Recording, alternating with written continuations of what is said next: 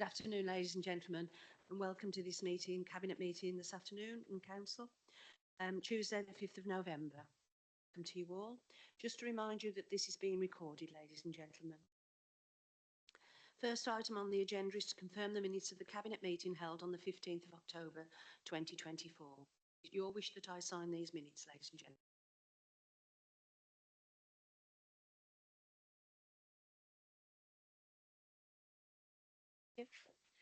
Second item on the agenda is to receive any apologies. I think we've got everybody here this afternoon, ladies and gentlemen. Thank you. Third item is declarations of interest. Done. Thank you. The fourth item is debt recovery policy update, sundry debts, report of the financial director. So, Beck, you. Thank you. Thank you, Leader. Yes, this report requests that Cabinet approve several updates to the sundry debts section of the Council's debt recovery policy.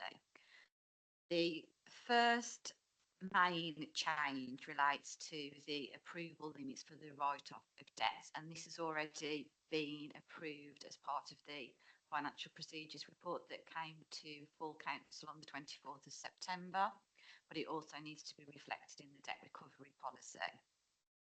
The other changes are set out in the table in paragraph 3.1. And the majority of those relate to reinforcing the message that it is the responsibility of the service area that raises the debt to chase that debt and ensure that it's paid, and that transactional services within finance support that process. So the work, it's around just reinforcing that message in the wording in the policy. And then lastly, there is an update to clarify that legal services should be contacted for any complex matters with regard to debts, as well as debts that are over £10,000. The appendix 1 sets out the full sundry debts section, and you can see the changes highlighted in blue in there, but that's a summary of the changes, and I'm happy to take any questions for the Leader. Thank you, Beck. Do we have any questions from anyone, please? None? So is it your wish then on number 8, recommendations, 8.1, the Cabinet approves the updates to the sundry debts section of the debt recovery policy as set out in this report? Okay, thank you very much. Moving on then, ladies and gentlemen, we move on to agenda item 5, which is the UK SPF stroke REPF allocations November 2024, report of the Assistant Director Enterprise and Growth, and I think that's you, Annette, is it? Thank you. Thank you, Chairman. I'll take this one. So this report is similar to previous reports that have been presented to members on the UK Shared Prosperity Fund and the Rural England Prosperity Funding regarding allocation of resources to specific projects within the district.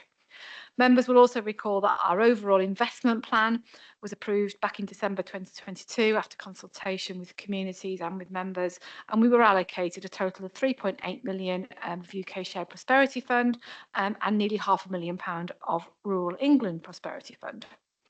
Members will also be aware that in ensuring that these allocations have the maximum benefit to our communities, we've held some open bid rounds for some 18 months now, to enable businesses, to enable parishes and to enable community groups to come forward with proposals for spend and allocation of these funds.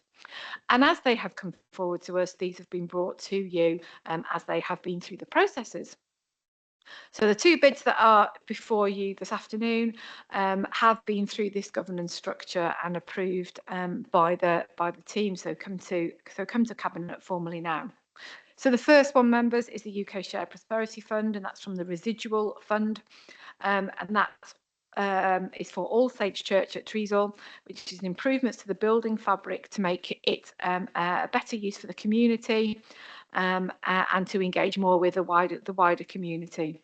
And they are requesting £24,966 from a total project cost of £75,000. The second, very similar, but the second one is from the Rural England Prosperity Fund, and this one is Brood British Legion Club. And again, similarly, they're looking for improvements to the building fabric to allow for more community use, to broaden its spectrum of availability for the community. And they are requesting £45,000 from a total of £65,000. Those are the two bids that are before you today, members, and the recommendations are as set out in paragraph 7.1 and 7.2 of the report. Happy to take any questions. Thank you, Annette. Have we got any questions, please? Yes, David. Thank you, Chair. Can I just check from the legal point of view with regards to the church receiving the monies, that we are following the rules and the fact that we are not able to give money to the church is really different for them. Therefore, it's not the council actually donating them. Yep, that's been looked at, Councillor Williams. So in relation to that, it's because we've been able to do that. And this case, because of it's been effectively to the community use as opposed to the church use, and it would be widen the use of those buildings for a greater community use. There will be strict monitoring involved in this, and they will have to demonstrate that there will be a wider community groups involved in that in the use of the building. Thank you. Thank you, Annette. Thank you very much indeed. So any other questions, further questions from anyone? No? If we could go to the recommendations then, ladies and gentlemen, at 7.1, that the Cabinet approve the allocation of £24,966 UK SPF to All Saints Church, Treasil, for new toilet facilities.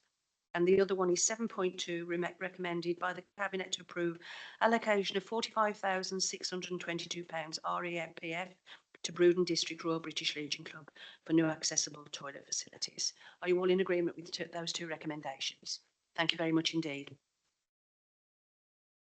That's it then, ladies and gentlemen. Thank you very much indeed for your contribution to this meeting. I now close the meeting. Thank you.